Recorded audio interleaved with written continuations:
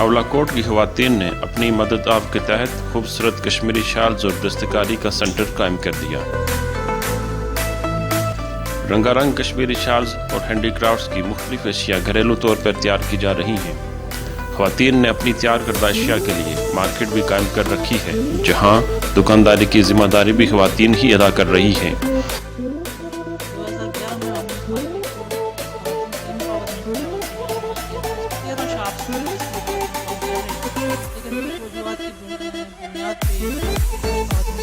حکومت کی طرف سے ان خواتین کی ٹریننگ کے لیے ادارے تو قائم کر دیے گئے ہیں، لیکن کشمیری شالز اور دیگر اشیاء کی بڑی مارکیٹوں تک رسائی ممکن نہیں ہو پاتی، جس پر خواتین میں مایوسی پائی جاتی ہے۔ ہم نے تو کوشش کی تھی کہ یہ اپنے لیے روزگار پیدا کریں، اور ہم نے انہیں روزگار دینے کی کوشش بھی کی۔ خواتین جو بے گھر ہیں، گھر میں بیٹھی ہوئی ہیں، جن کو کام تو آتا ہے، کرتی بھی ہیں، مگر ان کو اس طرح آؤٹ پٹ نہیں مل رہی نا۔